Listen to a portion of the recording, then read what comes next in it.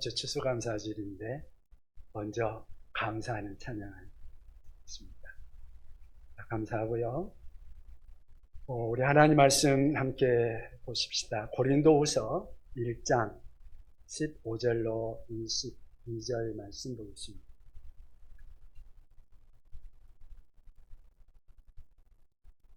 신약성경 고린도후서 1장 15절부터 22절 말씀. 제가 가지고 있는 성경은 신약성경 286쪽에 있습니다.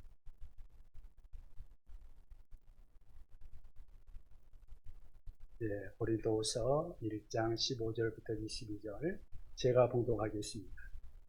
내가 이 확신을 가지고 너희로 두 번 은혜를 얻게 하기 위하여 먼저 너희에게 이르렀다가 너희를 지나 마게도냐로 갔다가 다시 마게도냐에서 너희에게로 가서 너희의 도움으로 유대로 가기를 계획하였습니다. 이렇게 계획할 때에 어찌 경솔히 하였으리요. 혹 계획하기를 육체를 따라 계획하여 예 하면서 아니라 하는 일이 내게 있겠느냐. 하나님은 미쁘시니라. 우리가 너희에게 한 말은 예 하고 아니라 함이 옵니다. 우리 곧 나와 실루아노와 디모데로 말미암아 너희 가운데 전파된 하나님의 아들 예수 그리스도는 예 하고 아니라 함이 되지 아니하셨습니다. 그에게는 예만 되었느니라. 하나님의 약속은 얼마든지 그리스도 안에서 예가 됩니다. 그런즉 그로 말미암아 우리가 아멘하여 하나님께 영광을 돌리게 되느니라. 우리를 너희와 함께 그리스도 안에서 굳건하게 하시고 우리에게 기름을 부으신 이는 하나님이시니 그가 또한 우리에게 인치시고 보증으로 우리 마음에 성령을 주셨느니라. 아멘. 오늘은 고린도후서 1장 15절로 22절 말씀을 중심으로 긍정의 삶을 살자 하는 제목으로 함께 말씀을 나누게 합니다. 고슴도치 사랑이라는 시 중에 이런 내용이 나옵니다. 서로 가슴을 주어라. 그러나 소유하려고는 하지 마. 소유하고자 하는 그 마음 때문에 고통이 생기나니 추운 겨울날 고슴도치 두 마리가 서로 사랑했네. 추위에 떠는 상대를 보다 못해 자신의 온기만이라도 전해주려던 그들은 가까이 다가가면 갈수록 상처만 생긴다는 것을 알았네. 안고 싶어도 안지 못했던 그들은 멀지도 않고 자신들의 몸에 난 가시에 다치지도 않을 적당한 거리에 함께 서 있었네. 비록 자신의 온기를 다 줄 수 없어서도 그들은 서로 행복했네. 행복할 수 있었네. 라는 내용. 그래서 인생은 고슴도치와 같아 하는 그런 이야기를 하고 싶어 하는 그런 내용이죠. 혼자 산다는 건 참 힘들잖아요. 힘들고 외롭고 쓸쓸하고 우리 인간이 혼자 사는 것은 불가능할 겁니다. 그래서 이웃에게 다가가고요. 그래서 이웃에게 마음을 열고 손을 잡고 함께 일하려고 합니다. 그런데 우리들의 살아가는 사람의 실존은 어떠합니까? 우리가 서로 부족하고 허물이 많고 서로 생각도 다르고 삶의 스타일이 다르고 달라도 너무 다릅니다. 예수님을 믿는 사람들까지도 여전히 죄성이 그대로 남아 있어요. 그러다 보니까 전혀 의도하지 않았는데도 불구하고 나의 거친 말투가 나도 모르게 내 약함이 가시가 되어서 상대방을 찌릅니다. 때로는 내 얼굴 표정이 상대방을 상하게 합니다. 그래서 피할 수 없는 상처를 받고 눈물을 흘리고 피 흘리고 때로는 잠 못 이루고 이런 참 힘들고 어려운 날들을 살아가는 경우들이 얼마나 많이 있는지 모릅니다. 그러다가 상처를 감당하지 못할 정도로 받게 되면 사람을 신뢰하지 못하게 되고 그런 상처를 주는 사람들로 가득한 인생 자체가 싫어져 버리고 부정적이 되어버리는 그런 경우들이 생깁니다. 그래서 인생을 좀 안다는 사람들이 하는 말은 불가근 불가원이라는 말을 합니다. 적당한 거리를 두고 너무 가까이도 가지 말고 너무 멀리도 가지 말고 적당하게 살아야, 그래야 다치지 않는다.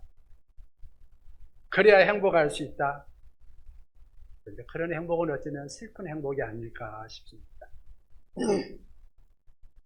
오늘 성경 본문을 보면 바울 사도에게도 상처받는 일이 일어났습니다. 정말 심혈을 기울여서 하나님의 말씀을 전하고 고린도 교회를 세웠는데 거기에 율법주의자들과 또 어떤 다른 사람들이 교회 안에 다른 사람들을 선동하여 말하기를 바울은 모세가 전해준 율법을 멀리하고 믿음으로만 구원받는다고 하며 이 하나님의 진정한 말씀을 지금 왜곡하고 있다. 그러면서 바울은 할례도 받지 말라고 하고 성전 제사도 드리지 마라 그러고 지금 바울 사도가 좀 잘못되고 있다. 바울이 사도가 맞냐? 사도는 예수님의 12제자, 예수님이 살아계실 때 함께 따라다니고 함께 그 부활에 참여했던 그런 사람이 사도가 아니냐? 그러면서 바울의 사도성까지 의심하면서 바울을 비난하는 그런 말들이 많이 나타나기 시작했습니다. 그러다 보니까 교회 안이가 술렁술렁하지 않았겠습니까? 여기다가 기름을 붓는 듯한 한 사건이 또 생겼습니다. 바울이 고린도 교회를 2번 방문하겠다고 약속을 해놓고 한 번밖에 안 간 겁니다. 그러니까 바울을 비판하고 싶어 하던 사람들이 봐라, 약속을 안 지키는 사람이다. 육신을 따라서 일정을 계획해서 이랬다 저랬다 하는 사람 아니다. 더 이상 바울의 그 말도 메시지도 말씀도 믿을 수 없는 거 아니냐. 그 말을 전해드릴 때 바울의 마음이 얼마나 아프겠습니까? 본문은 이런 비난과 오해에 대한 바울의 해명을 담고 있습니다. 한마디로 나를 믿어다오. 여러분 나를 믿어주십시오. 서로 믿고 삽시다 하는 그런 말입니다. 오늘 우리가 이 말씀을 통해서 함께 생각해 볼 것은 인생이 더불어 살아가다 보면 인간의 본성적인 약함 때문에 이래저래 상처받는 일들이 많이 생겨나지요. 그럼에도 불구하고 부정적인 인생관이 아니라 긍정적인 인생관을 가지고 서로 믿고 의지하는 삶을 살아야 하지 않습니까? 그렇게 긍정적으로 살아야 할 이유가 무엇일까 하는 것입니다. 오늘 말씀을 통해서 그 해답을 찾을 수 있기를 바랍니다. 긍정의 삶을 살아야 할 이유가 무엇일까요? 첫째는 하나님 때문에. 하나님 때문에. 우리 18절을 같이 한번 읽어볼까요? 본문 18절을 같이 읽겠습니다. 하나님은 미쁘시니라. 우리가 너희에게 한 말은 예하고 아니라 함이 없느니라. 아멘. 여기서 하나님은 어떠시다고요? 미쁘시다. 미쁘시다는 말은 사랑스럽다는 말이 아니라 신실하시다, 그런 뜻입니다. 무슨 말인가요? 바울 사도는 나는 미쁘신 하나님, 신실하신 하나님을 믿는다. 그러니 그 하나님을 믿는다고 하면서 어찌 내가 약속을 함부로 할 수 있겠느냐? 우리가 여러분에게 예라고 말하고 나서 돌아서서 아니라고 말할 수 있겠느냐? 여러분, 내가 여러분에게 한 약속은 이랬다 저랬다 하지 않습니다. 그렇게 바울 사도는 말하고 싶은 것입니다. 바울 사도가 2가지로 지금 그 2번 가려고 했다가 한 번밖에 가지 않은 이유에 대해서 설명을 해주는데 2가지로 이야기를 해요. 그 이유가 뭐냐? 하나는 내가 고린도 교회에 2번 가려다가 실천하지 못한 것, 그것은 사심이 있어서가 아니라 사사로운 감정에 의해서 안 간 것이 아니라 내가 어찌 인간적인 생각으로 계획해서 예라고 말하면서 뒤돌아서서 아니라고 말할 수 있겠느냐? 신실하신 하나님을 믿는 사람으로서 어찌 인간적으로 내가 변덕을 부릴 수 있겠는가? 내가 그렇게 한 것은 하나님의 뜻에 의한 것이라고 말하고 있는 것입니다.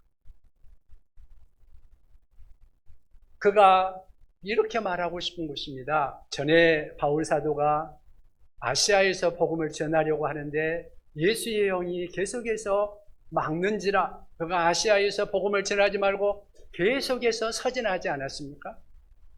그래서 성령이 막으시니까 계속해서 서쪽으로 가다가 바닷가에 이르렀을 때 하나의 환상을 보는데 마게도냐인이 부르는 것을 보게 됩니다.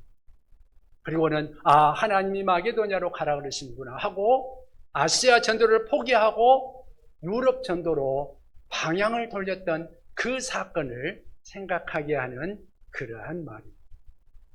그것이 하나님의 인도였다는 것이죠. 내가 여러분들에게 2번 가려고 하다가 1번밖에 가지 않은 것, 이것 또한 하나님의 인도였다, 그렇게 말하고 있는 것입니다. 또 2번 가다 1번 간 이유 또 하나는 너희의 유익을 위해서다. 내가 목숨을 걸고 하나님을 불러서 증언하노니 내가 고린도에 가지 않은 것은 너희를 아끼려 함이라.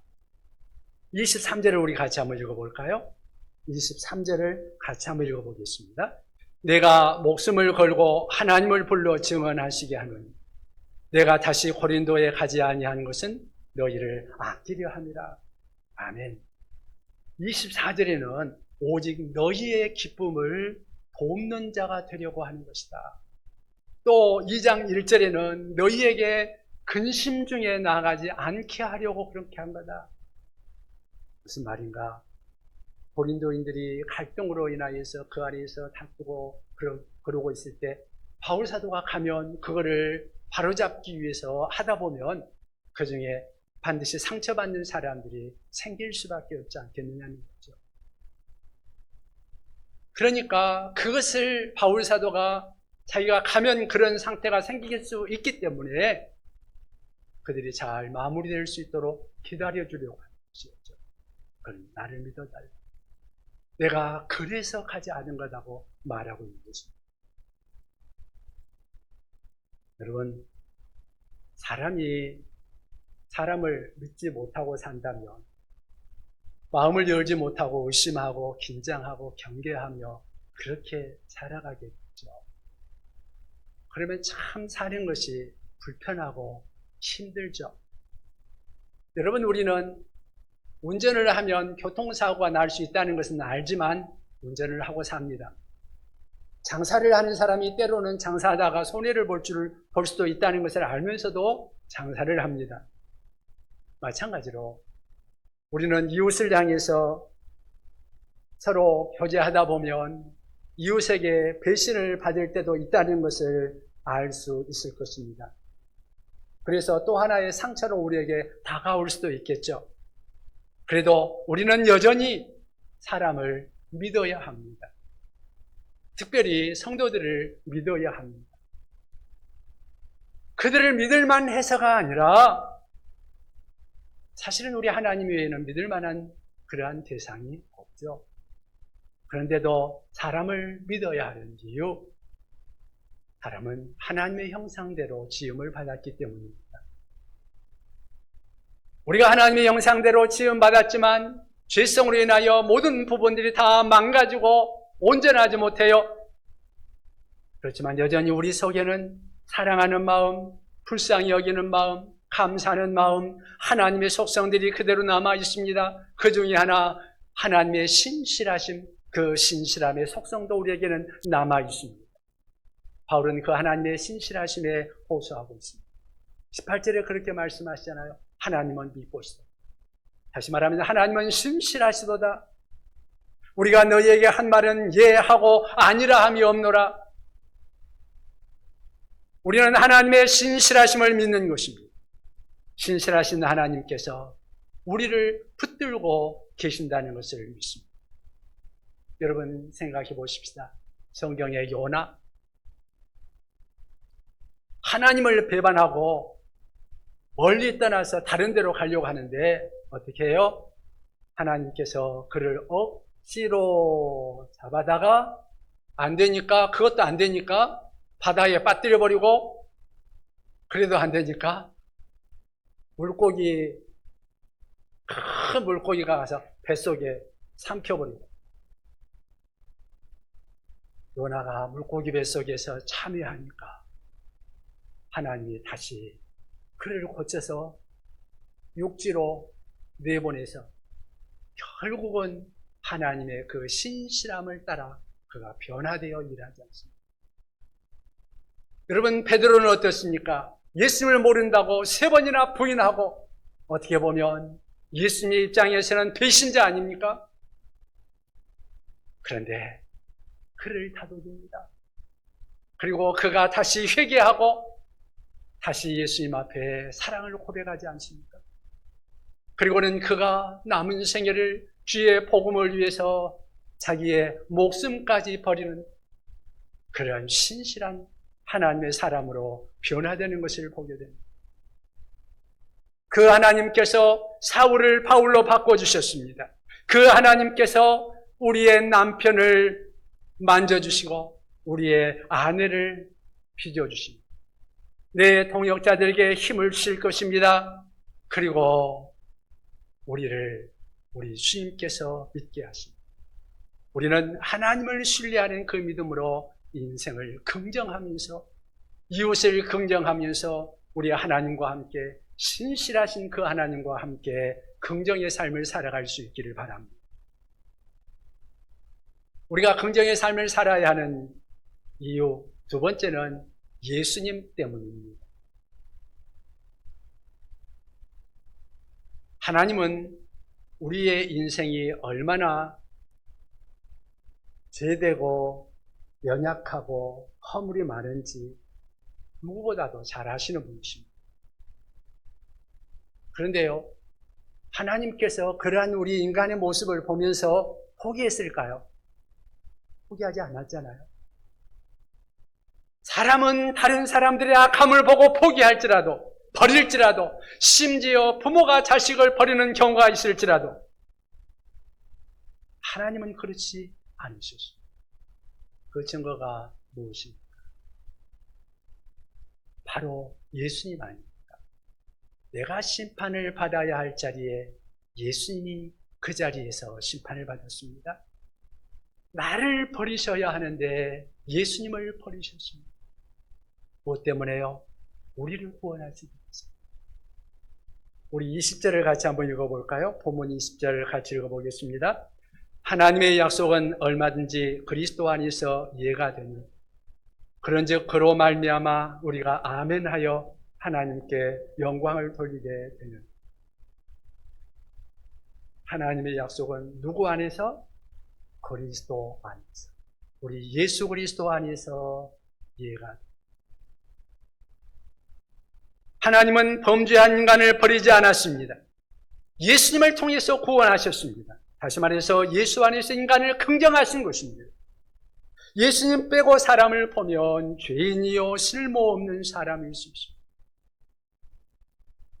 어쩌면 사람들은 다 삭개오와 같이 돈과 탐욕에 마음 빼앗겨 있고 수가성 여인과 같이 타락에 빠져 있는 그런 사람들일 것입니다.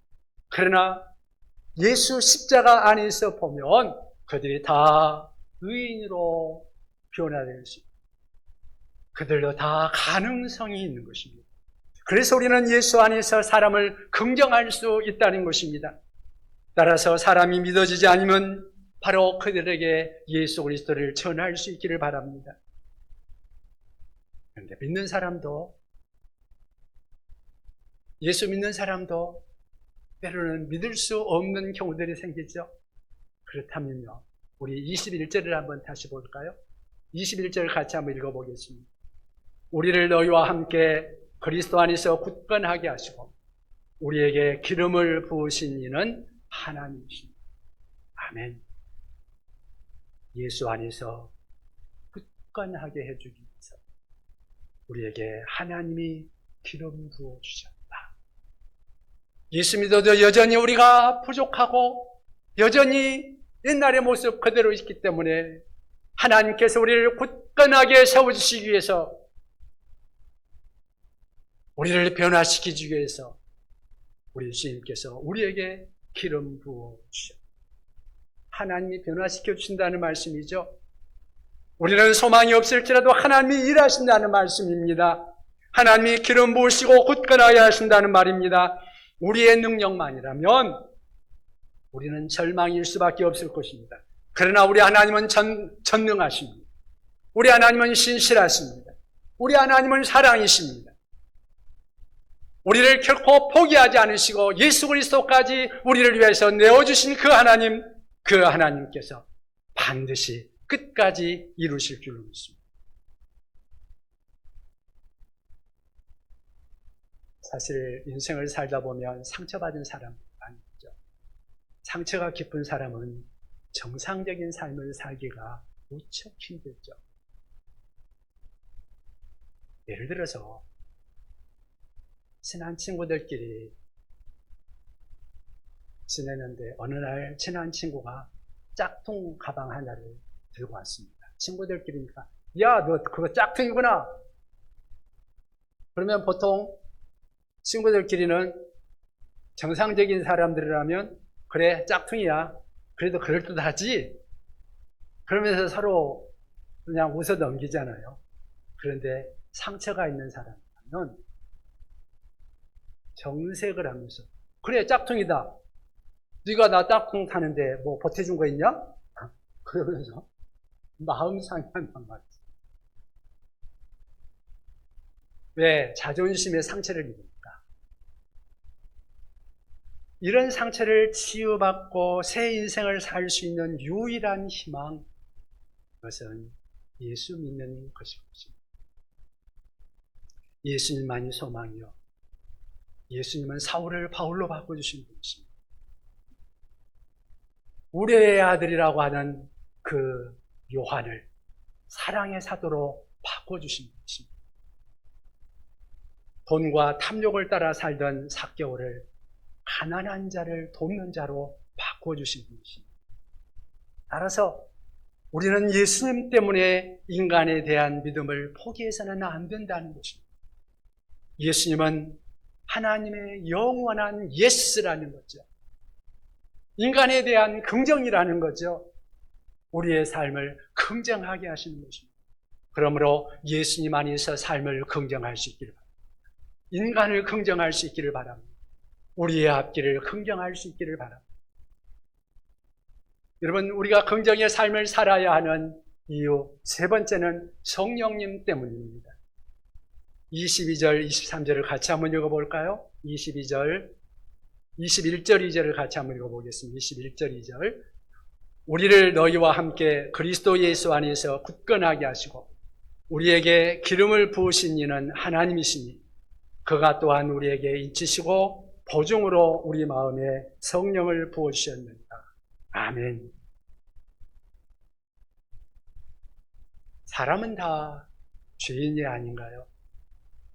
예수 믿는 사람들도 마찬가지. 여전히 예수 믿고 있지만 죄성이 우리 안에 남아있고 여전히 우리는 오류의 가능성을 안고 살아가고 있는 사람입니다. 그럼에도 불구하고 바울이 자기 자신을 믿어달라고 말할 수 있었던 이유, 그것은 자기가 잘나기 때문에 믿어달라고 말하는 것이 아니라 사실은 나도 나를 잘 못 믿잖아요. 그렇지 않나요?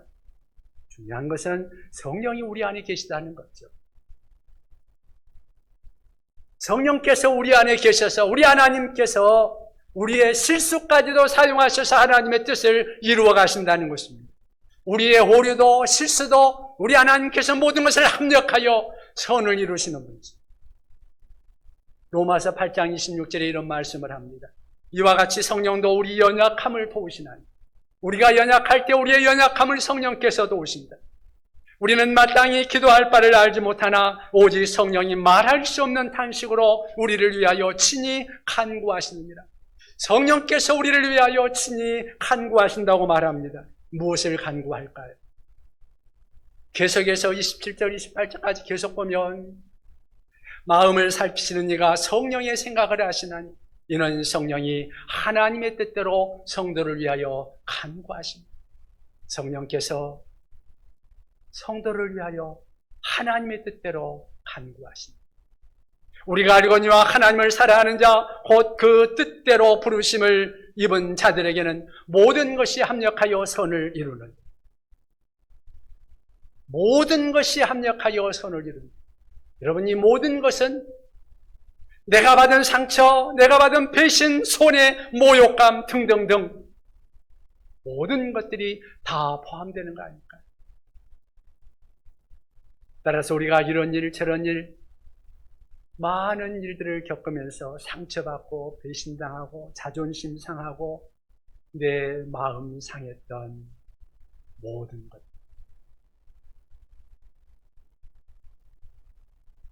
이제 우리 주님 안에서라면 그 모든 것들이라 할지라도 더 이상 인생을 부정할 필요는 없지 않느냐는 것. 왜? 성령님께서 이 모든 것들을 다 합력해서 다른 사람의 악함과 선함과 나의 실수와 잘한 것과 못한 것과 상처와 모든 것들을 다 합력하셔서 성령께서 선을 이루십니다. 그걸 믿을 수 있기를 바랍니다. 여러분, 요셉을 한번 생각해 보시겠습니까? 요셉은 자기 형들에게 배신을 당해가지고 죽을 뻔하다가 노예로 팔려갔잖아요.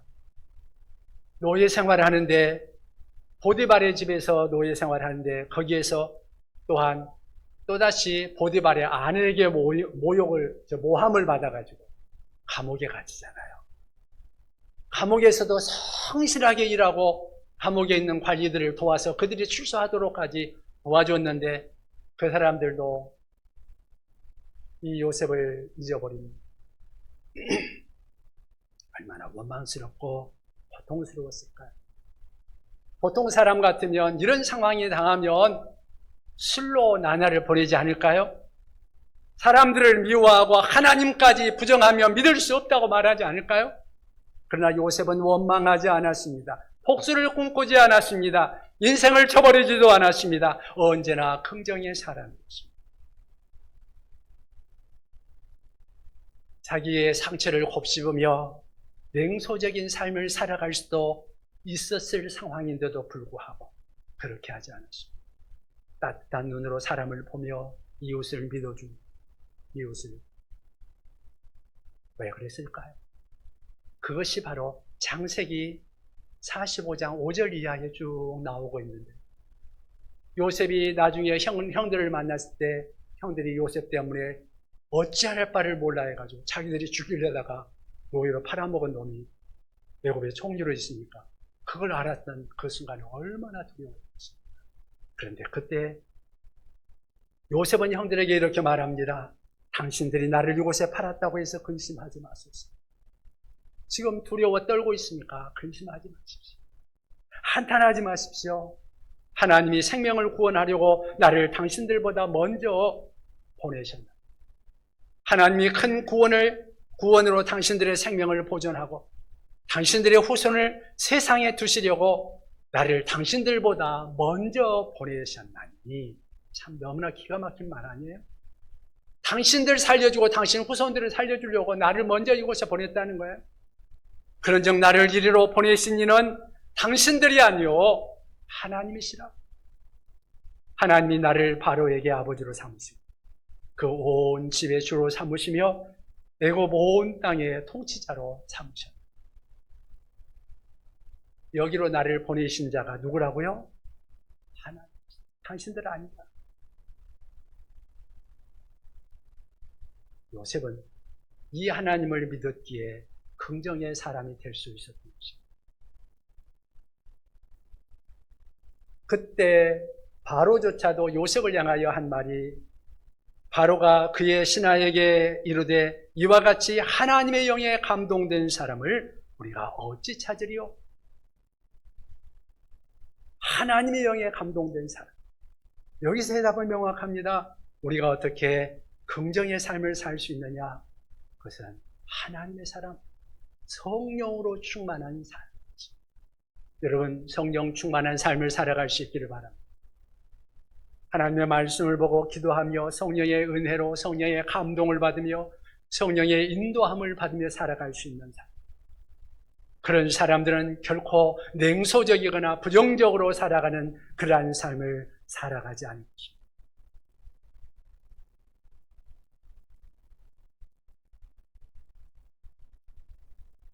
이제 우리가 오늘 이 말씀을 들으면서 마지막으로 결론적으로 함께 생각할 것은 동일하신 삼위 하나님, 성부, 성자, 성령 하나님, 그 영원하신 하나님께서 오늘도 저와 여러분들 함께 계신다는 사실, 그 하나님을 의지하시기 바랍니다. 그 하나님을 신뢰하시기 바랍니다. 모든 짐을 내려놓으시고 그 하나님과 함께 긍정의 삶을 살아갈 수 있기를 바랍니다.